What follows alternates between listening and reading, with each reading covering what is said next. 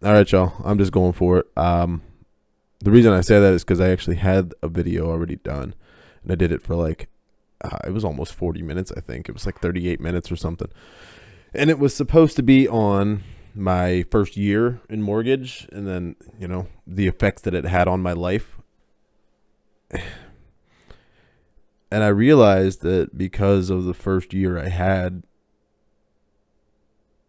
it was super negative, and I didn't like it. Just because I'm trying not to be that negative anymore. And I mean, even at the very end of the video, I sat there staring into the distance, thinking about whether or not I'd even put it up. And I did. I initially had put it up, but I had uploaded it and scheduled it to release at 7 o'clock. It was like 3 or so when I did it. So it gave me a few hours. And I did that intentionally to let myself think, and I think about 5:30 or 6. I said, I can't do it. I can't put that out.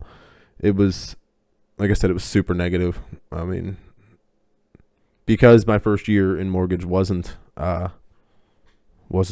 sunshine and rainbows. It was different. So and instead, I kind of figured I'd do a 2-in-1 deal here. And so the first little bit of this one will be some of what happened, not all, some of what happened. And maybe I'll just, summarize some of the negative stuff that happened for me. But, so where I left on the last one was just kind of explaining who I am, where I came from, how I got into mortgage, how I got into the job I have, and, mentioned my wife and my kids and the things I do in my spare time. But so this time, like I said, I really want to focus on being positive about this stuff. I don't want to. There's a lot of negativity right now. Coronavirus is going to kill us all, and we don't even know who our president's going to be in a few months. And there's just too much stress for me to add to negativity. If anybody actually wants to even watch this or listen to it, for that to be a negative thing.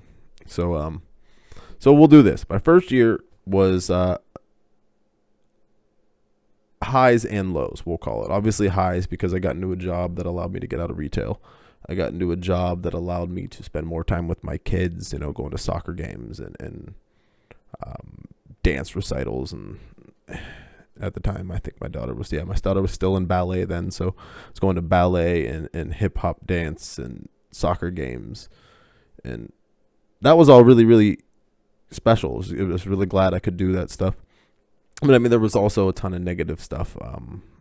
We can talk about the fact that these things on my arm here got me turned in at some point. This super offensive tattoo that says "Daddy." It's for my kids. And I had, I guess I had maybe the wrong impression on my first company that I was with. I thought they were going to be something different, and I thought they were going to be a little more progressive, and I was going to be kind of the guide on for that progressiveness. They really wanted to focus on getting into more technologically savvy things, and I was told it was like in the process and was going to be a thing very quickly. And then, a year later, I'm in the business, I'm licensed, and I'm with this company, and it's still not even in the near future. And actually, I think I have talked to someone since who said that now, an additional year and a half later, it never became a thing. So this is, so it's probably best that I left, because I really am a technologically savvy guy. I like to run my business like it's 2020, for Christ's sake. So it's really frustrating for me for that first year, because mortgage applications had to be done. I mean, there were still people in that company that would print out the entire thing, have their client come in, sign the whole thing, and then overnight ship it to the underwriters. There's computers. Why are you doing that? I didn't go that far. Obviously, I'm not overnight shipping anything. The only thing I'm mailing is, I don't know, eBay stuff I've sold recently, or Christmas cards. I don't know. What do I rarely mail things, so I'm not going to do that on a daily basis. when we have email. So but I did have to still scan every single document and build a file that I could then stack in a specific order. And, depending on the size of your tax return, I mean, we could be looking at a 250 page mortgage application, and then scan each individual page, stack them on top of each other, sip them through there. The scanning process alone took 10 minutes just to scan all the papers. And then I could email it to the underwriters and they could do their thing. But then on their end, obviously, if they're still wanting me to do that, their process was probably pretty antiquated as well.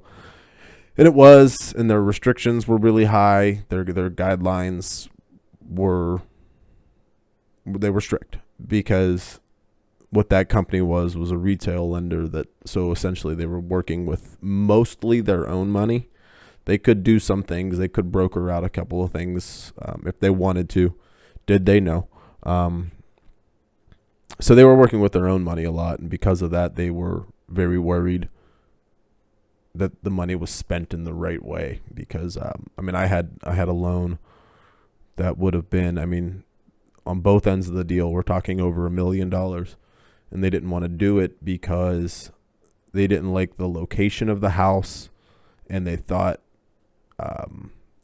that because of certain things on the file, besides the fact that it actually looked good according to the guidelines and everything, they went to a subjective approach with what's called secondary marketing, which is the people who will sell your loans off to Fannie Mae, Freddie Mac,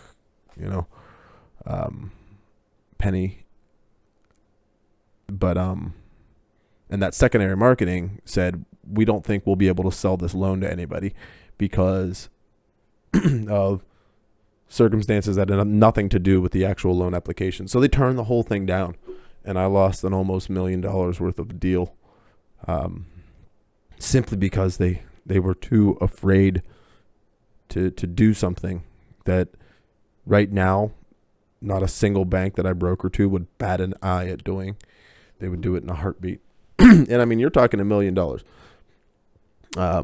If you look at it from a real estate agent's perspective, a lot of these offices have like a cap rate that starts at like $2.5 million.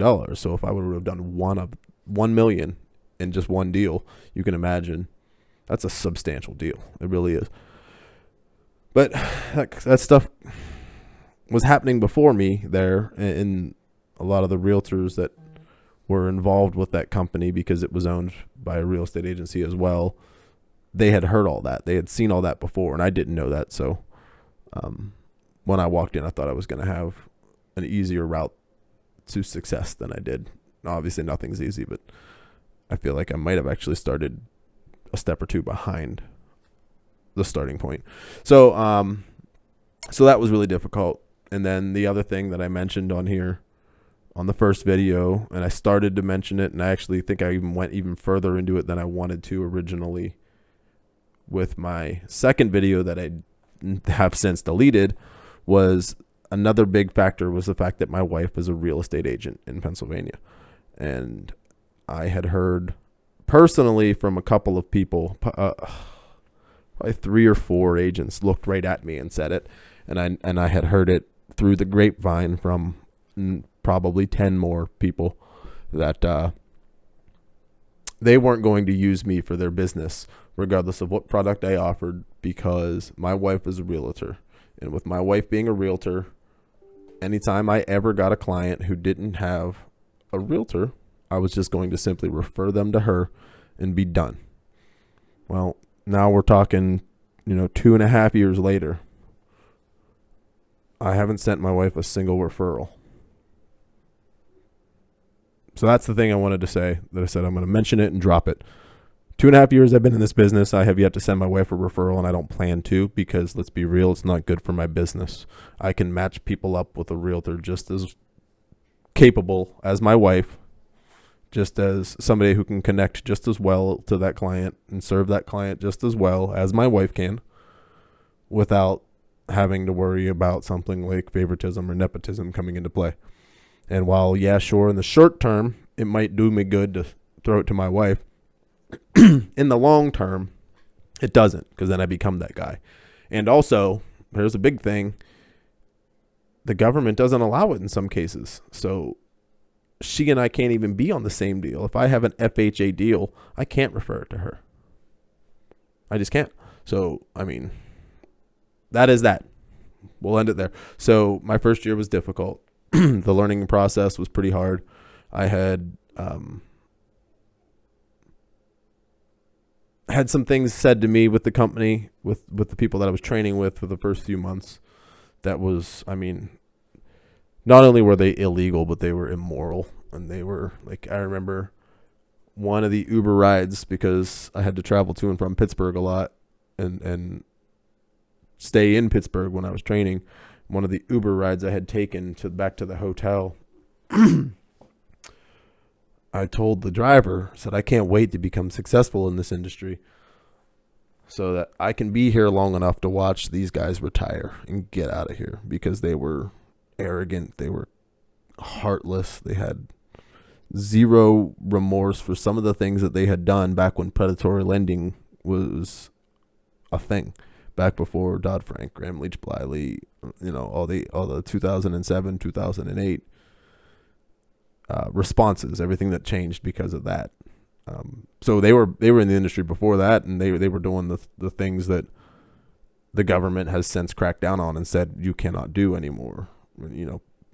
Pairing people up with loans just so they can get better prices and better money out of them and stuff, even though it wasn't the best options. So like I told myself, I'm going to stick around and I'm going to be successful at this business just so that I can crush these guys, so that I can maybe be more successful than they are, and also just so I can stick around long enough to watch them leave. And here I am, still doing the same damn thing. I just posted something the other day about a bank and their origination fees, and it was like, I did the math, and it was like 4.7% of this person's loan amount was being used to literally just create a mortgage application. And they got it. They're getting away with it. I mean, now hopefully this was something that was sent to me by another broker. So hopefully that broker was able to secure that deal and save that borrower would have been like $8,000. But when I posted it on Facebook, I said, this is why I refuse to fail, so that I can sit here and drag these people's names through the dirt for the crap that they pull. And, I talked about a reason why, I think maybe in the first video. I think I did. Maybe it was the second that I mentioned it, the now deleted one. But, people say, find your reason why, and I kind of think that might be mine. Honestly, I come from a family with a father that was, a mechanic. He was a blue collar worker. He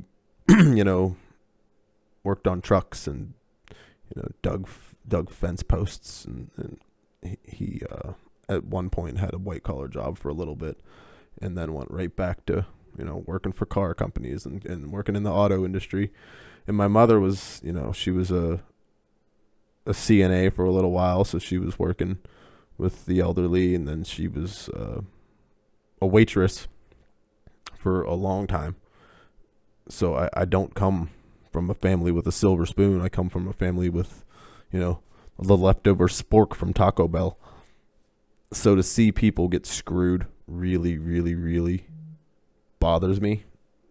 So I think that might be my reason why, is honestly, because when it comes to things like your credit scores or your financial security, how to manage your debt, we're not taught that stuff. At least certainly not in, the public inner city schools like I went to. I think in the 3rd grade, maybe it was like the 6th. I don't know. Regardless, somewhere between the 3rd and 6th grade, I remember getting taught how to write a check, as if even in the 6th grade, as a 12-year-old, by the time I have a checking account, I'm going to remember how to write that check. I should have been taking that class, sophomore, junior, senior year in high school, along with this is what a credit score is, and this is how credit utilization affects it. And here I am making pillows in senior year. And learning from teachers how to build websites that don't build websites as good as I do. So that was frustrating, coming into this industry and seeing that I wasn't the only person that was dealing with that, the lack of resources to know how to buy a home, the lack of resources to understand that maybe they can actually buy a home. So many people think they're so far away, and then I talk to them and they're not. They're not even away at all. They're right on. Let's do this right now. You want to buy, let's walk you through this process. So I don't know. I just went on a little tangent there, but regardless, like I said, my first year was a unique one between the stuff with my wife and the company kind of selling a little bit of a bill of goods and being a new guy. The average age of somebody in my position is 52 years old. I turn 34 tomorrow. So I'm still 18 years younger than the average person in my position. And that's a good thing. It certainly is. But because it's such a normal thing to see an older person in my position, it gets seen as a negative because I'm like that young whippersnapper who doesn't, I don't have enough gray hairs yet. And trust me, they're coming. Every day they come with this industry. But, so I fought through all that stuff, and it dug. And I just kind of realized at some point, I even ran the numbers and said, of all the people that I had pre-approved and all the people that I had denied for a loan, there was a lot of people, a lot of meat left on the bone, we'll say, a lot of people that I didn't help that I really felt like I could have. So I started doing research into options somewhere else with a different lender that might be able to allow me to help these people. And I had a friend who was with another company, and I think I mentioned going to lunch, like, hey, I have to be in Pittsburgh on X date, and she was down in Pittsburgh. Did you want to meet for lunch? And I think that got relayed to a few people up here. But as I said in that first video, whatever company you work for in this industry doesn't pay you until they get paid too. So it's easy to get it's pretty easy to have a job offered to you. It's just a matter of whether it fits or not for you and fits or not for them in some cases. But, so yeah, I started entertaining the idea of leaving that company and ultimately did after a couple of meetings and, some research on my own end. I had like 2 weeks of time to dig in and do research. And I was so prepared to come back to this next meeting with this list of rebuttals and reasons why I was questioning it. And then, everything got changed on me at that point. And, I found Keystone Alliance Mortgage where I'm at now, and it's a mortgage brokerage. And I really like working for the brokers side of things because again, we go back to that. My reason why is so that I can help people who were given the resources I was, which is next to none as a child and as a young adult. And I really think that the wholesale side of things allows for that to be a possibility. I've even had banks, like regular old local banks here, look at me and say, our portfolio is pretty full. The only way we're going to originate a loan is if we're making a lot of money off of it or it's a very large loan. We're not going to do anything under like $200K, I think is what he said. I think the average loan amount in Erie is like 120. So they're literally saying we're not going to do a loan unless it's well above the average because again, they want to make money on it. If they can't make enough money, they didn't care anymore. So the wholesale end of it doesn't have that. I've done loans for like $40-something thousand after down payment. And the credit scores allow for hiccups. They allow for mistakes to be made, late payments and things like that. People are human. Errors happen. And I definitely noticed that on the retail side of things that they weren't forgiving. And I think everybody has screwed up. So it was really nice to see that there's options. That as long as I do the research, I can pretty much pair up anybody with the proper bank after we do some, calculations of our own. As long as the debt to income ratios has to be good and credit scores have to be good. But, it not even good. I mean, I have people who say my credit's not that great, and I ask them what their credit score is, and they say like 650, 620. Well, that's more than enough for a mortgage. I can go down to 550 in some cases. 580 is pretty much the norm that we can go anything above. So I don't know. It was just really nice to see that. Really nice to work for a company where I didn't really feel like as big of a redhead stepchild as I did at my previous company, and I had all these banks that wanted me to use them, so they were reaching out to me. They were calling me just to check in and see if I needed any help with anything. And I'm sitting there thinking, man, I was sitting in an office by myself screaming for help from Pittsburgh and not getting a thing from them. Now I can't get these guys to stop asking if they can help. And it's really cool.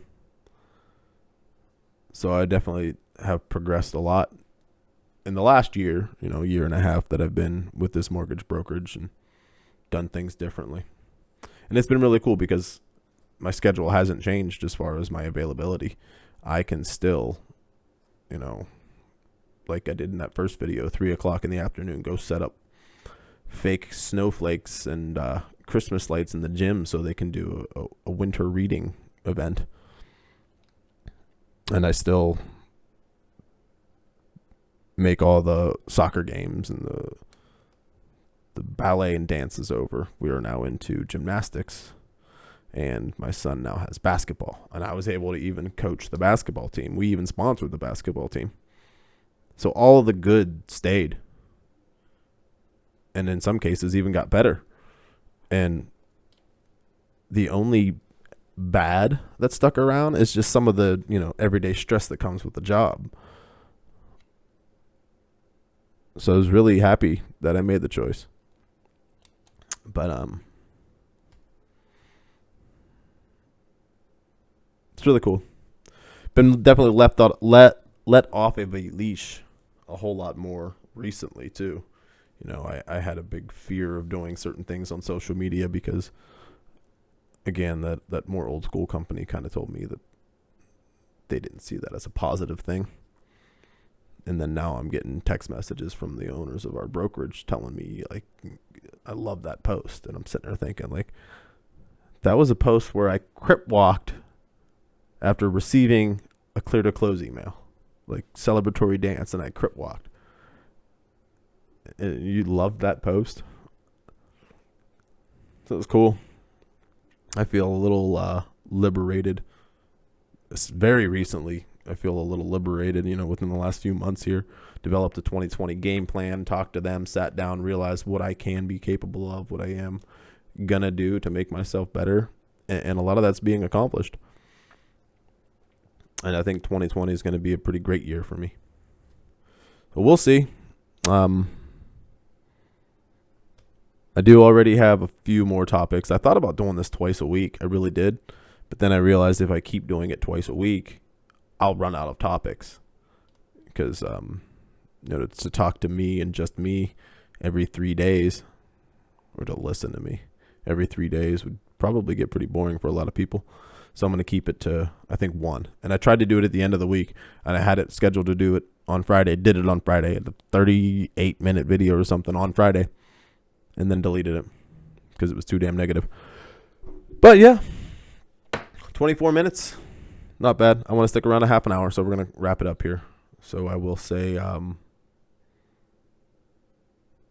what will we do? Well, I saw the Mr. Rogers movie. And as cheesy as it sounds, I really feel like I needed a Mr. Rogers in my life after listening to some of the things he said when he talked about your stress and your anxiety and your anger. And he says, I understand that I'm angry and that it's my choice. Now my next choice is how I react to it. And I was just sitting there thinking, like, man, I wish I had a Mr. Rogers in my life. So maybe we'll call this the Mr. Rogers moment here, and that embrace the suck, because as long as you put in the work, it'll get better. You know, I love having the conversation about where I've gone from where I started with people, just because I'm so proud of it, so happy. I mean, it doesn't even have to be a numbers game, just mentally. I mean, when I started, I didn't think about my mental health at all, and now I talk about my mental health at least, you know, and I still have steps to make, still have progress there. But what do they say? The first step to recovery is admitting you have a problem. You know, and that's one of those things. My mental health was taking a hell of a beating. And just because I kind of feel I feel happier, at least on that end a little bit. I love talking about it. So don't give up. If you're going through hell, keep on going. And things will get better. And if they are better, well, damn, imagine how much better they could be next week if you do a little bit more work or grind a little harder this time. Or, you know, you find yourself on the couch a little longer than you'd like to be. Get up and do something. And I imagine it'll probably benefit you in some way, shape, or form. So that's all. We got my before. We have my initial mortgage stuff, and we have now my kind of during. You know, I will talk a little bit about my future and what I want to do in the industry. You know, they say you should specialize in something, and I think I figured out maybe what I want to specialize in there. It kind of just is me. But so we'll talk about that stuff. I know I want to talk about.